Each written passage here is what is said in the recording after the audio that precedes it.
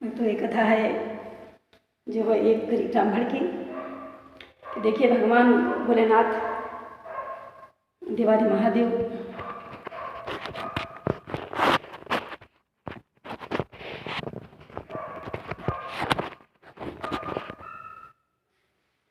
एक गरीब ब्राह्मण पर कैसे कृपा करते हैं।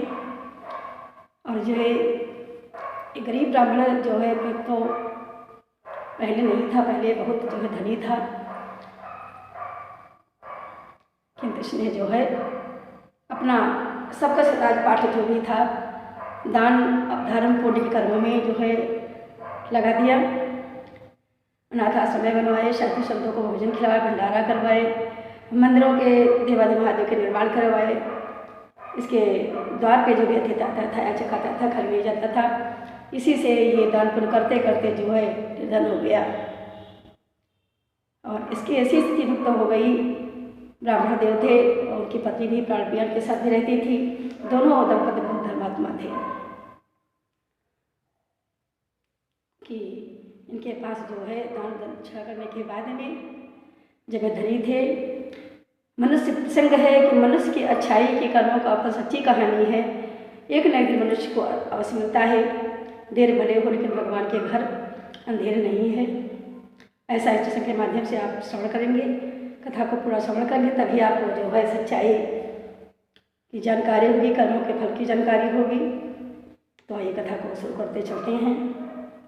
बताना भूल गए थे सारी, इसलिए जो है बीच में कथा को खंडित करके जो है आप सभी को अवगत करना पड़ा।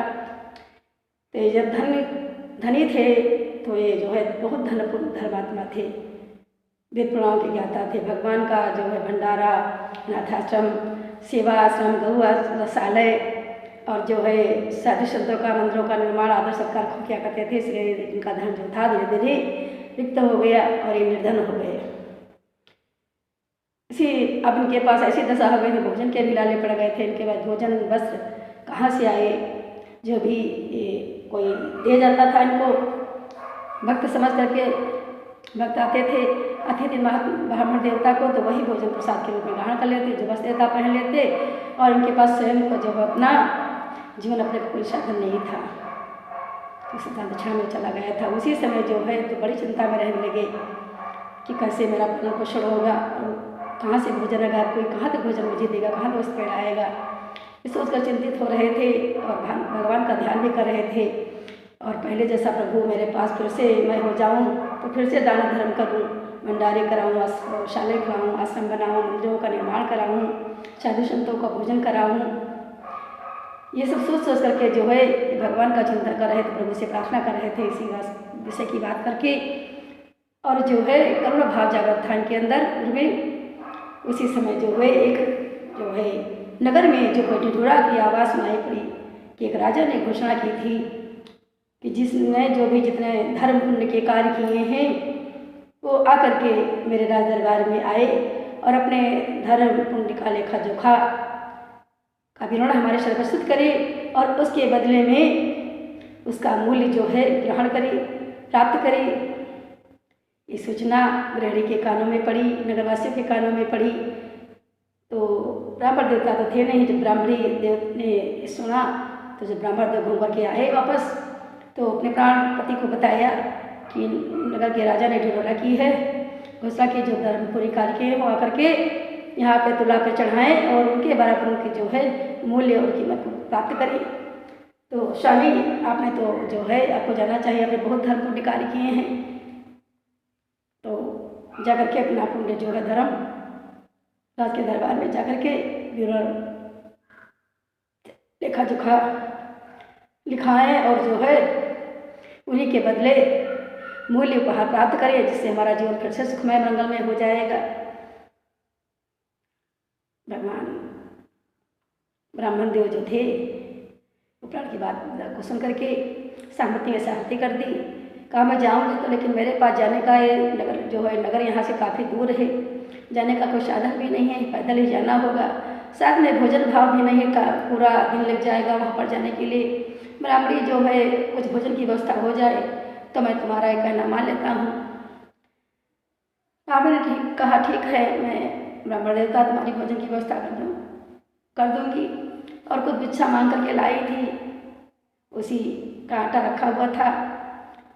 किसी तरह रात भर भगवान का ध्यान करते प्रातःकाल हुआ, अपने दैनिक कार्यों से निपट करके भगवान का पूजा पाठ किया और फिर जाने का निर्णय कर लिया। इधर ब्राह्मणी क्या करती हैं, आटे को गूँथती हैं और आटे के गूँथ करके बेलन चौकी लेती हैं और 4 रोटियाँ जो है चपातियाँ ब्राह्मण देवता के लिए बना देती हैं। ये सफल लंबा है, भूख प्यासे व्याकुल हो जाएंगे, तो भूख लगेगी रास्ते में नाश्ता पानी करते प्रसाद ग्रहण को करके आगे के सफर के लिए प्रस्थान करेंगे। प्रातःकाल हुआ, ब्राह्मणी ने रोटी जो बनाई थी दैनिक खर्च निवृत्त हुए बांध दी और ब्राह्मण देवता पोटली में बांध करके राम हरे रामा करते करते ध्यान करते भगवान का, ओम हर हर महादेव नमः शिवाय करते भगवान का गुणगान करते हुए बड़ी मस्ती के साथ में जा रहे थे। और जो है नगर काफ़ी दूर था, चलते चलते दोपहर का समय हो गया, प्यास से व्याकुल होने लगे, भूख भी जोर से सता रही थी। सोचा कहीं तालाब जल मिल जाए और छाया मिल जाए, देखा वृक्ष है, सरोवर भी है, सोचा जो है इसके विश्राम करेंगे और जो भोजन को ग्रहण करेंगे फिर आगे के लिए प्रस्थान करेंगे। स्नान किया, सरोवर में जा कर के वृक्ष के नीचे बैठ गए, भोजन प्रसादी को निकाला, जैसे ग्रहण कर कुतिया आ गई और देखा तुम को हिलाने लगी, हाथ में पकड़े ही थे जो चपातियाँ दी थी। विचार किया भूखी होगी और उसके साथ बच्चे भी उसके 4-5 आगे आ गए, इसलिए अपनी भूख की वासना को शांत करके और उस कुतिया को रोटी पकड़ा दी जो हाथ में पकड़े थे, डाल दी। कुतिया भी भूख से तड़प रही थी और जो है देखते देखते ही दोनों रोटी चट गई और 2 रोटी जो बची थी शेष उसको अपने हाथ में ब्राह्मण देव पकड़े हुए थे और कुतिया अपना भोजन कर गई और फिर से जो है ब्राह्मण देव को निहारने लगी, अपने कुछ को हिलाने लगी। और ब्राह्मण देवता विचार किए कि उसके बच्चे हैं 4-5, ये बच्चों को दूध पिलाती होगी, इसलिए से 2 रोटियों में इसका क्या भला होगा, इसकी भूख शांत नहीं होगी, तो ऐसा विचार करके रोटी भी दे दी चाहिए। और सब विचार करके 2 रोटी भी उसके आगे डाल दिया। 4 रोटी जो शेष ब्राह्मणी ने दी थी रास्ते में जलपान भोजन करने के लिए वो जो है कुत्ते को खिला दी और आगे के लिए भगवान का राम नाम स्मरण करते हुए ध्यान करते हरे राम हरे राम हरे राम हरे राम हरे हरे करते हुए ओम हम भोले हरि हर करते हुए जा रहे थे। और 10 नगर के निकट जब पहुँचे, देखिए रात दरबार लगा हुआ है, बड़े बड़े दूर दूर के भक्त आए हुए हैं, अपना पुण्यात्मा धर्मात्मा योगी ज्ञानी सन्यासी सब लाइन कतार में लगे हुए हैं, अपना पुण्य धर्म लिखवा रहे हैं, ब्यौरा लिखवा रहे हैं, लेखा जोखा करवा रहे हैं। धर्मराज का जब पीछे खड़े हो गए लाल ब्राह्मण के लेट में पहुँचे थे, बड़ा नंबर आया, बुलाया, राजन ने कहा ब्राह्मण ने बताया अपना विवरण बताइए जो तुमने पुण्य धर्म किया हो। आज तक के सभी पुण्य धर्म ने लिखवाने लगे, सारे पुण्य धर्म जो भी पुण्य धर्म किए थे अपने जीवन की अवधि में ब्राह्मण देव ने सारे पुण्य का विवरण जो है राजा को एंट्री करवा दिया, लिखित करवा दिया, तुला पे चढ़ा दिया। किंतु राजा का कोई ब्राह्मण देवता का कोई भी पुण्य फल ऐसा नहीं था जिसके बदले उसके कोई उपहार या मूल्य मिल सके। राजा कहने लगे ब्राह्मण देवता तुमने जो भी पुण्य किया है, क्योंकि पुण्य तो जो कहा दिया जाता है वो कहा नहीं जाता है, और जो दिया जाता कहा जाता है पुण्य निरर्थक चला जाता है। तुमने जो पुण्य किया है पुण्य का कोई तुम्हारे मूल्य नहीं है, और जिसके अतिरिक्त तुमने पुण्य कर्म किए हो वो अपना एंट्री कराइए, विवरण बताइए, लेखा जोखा कराइए। ब्राह्मण देवता कहने लगे जब सारे जीवन में पुण्य धर्म मैंने किए वो सारे पुण्य मैंने महाराज राजा ने अंकित करवा दिए, उनका विवरण तुम्हारे सामने प्रस्तुत कर दिया आपके सामने, और उसका कोई पुण्य फल कोई मूल्य नहीं है, तो फिर इसके आगे और बताने से क्या फायदा।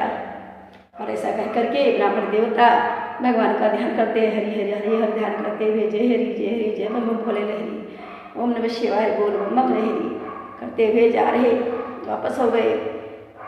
और जो है जब वापस जाने लगे ब्राह्मण देवता तो राजन को इस पर दया आई और सोचा, ब्राह्मण को बुलाया और कहा ब्राह्मण देवता वापस आ जाए, तुमने एक और भी पुण्य का कार्य किया है, तुमको याद नहीं है। मैं तुमको बताता हूँ जो तुमने आते समय यहाँ पर किया था पुण्य कर्म वो तुम्हारा पुण्य कर्म है, बताना नहीं भूल गए। उस पुण्य कर्म को बताइए, उसके बदले में तुम्हें जो है मूल्य उपहार दूंगा।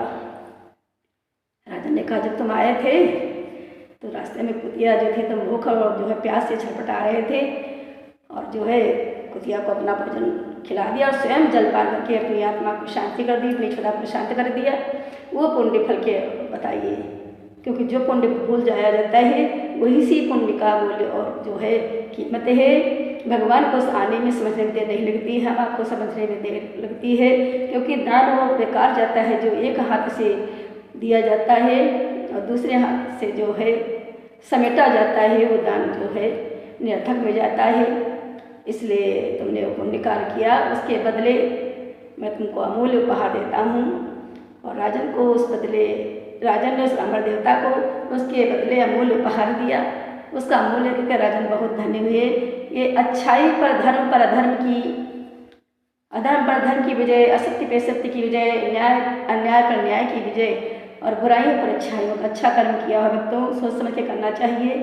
भले जीवन में कष्ट उठाना पड़े, दुखों का सामना करना पड़े, एक न एक दिन अपने जो है कर्मों का फल अवश्य देता है। ये सच्ची घटना है, कहानी है। कहानी मुझे मेरी कहानी बताई हुई आपको अच्छी लगे, पसंद आए तो मेरे चैनल को अधिक से अधिक सब्सक्राइब कर दे, लाइक एक प्यारा सा कमेंट अवश्य भेज देना, क्योंकि इससे मेरा उत्साह रहता है। मैं भी संघर्ष करती हूँ अपने सभी यूट्यूब दर्शकों को ये सोच करके कि मेरे यूट्यूब को दर्शकों को मेरा इंतजार होगा कि मेरे शैक्षणिक वीडियो अपलोड नहीं किए, अभी तक वेटिंग में होंगे। इसलिए मेरी अपनी बहन को, बेटी को, माता जी को जिस योग्य आप हमें समझते हो, सम्मान देते हो, तो इसको अधिक से अधिक सब्सक्राइब कर देना, लाइक कर देना। और जो पहली बार हमारे चैनल पे आ रहे हो तो इसको जो है सब्सक्राइब भी कर देना। छोटा से छोटा सब्सक्राइब नहीं, सब्सक्राइब का ही होता है तो केवल मैं आप लोगों को जो है इन्फॉर्मेशन कर रही हूँ। जो रेड कलर का होता है सब्सक्राइब कर देना और उसको लाइक कमेंट जरूर। हर हर महादेव नमस्कार। कैसी लगी कहानी, मन भावन कहानी लगी या ज्ञानवर्धक लगी, जैसा भी आपको समझ में आए ऐसा कमेंट कर देना। बोलिए हर हर महादेव की जय, घर घर महादेव की, मैया पार्वती की जय हो।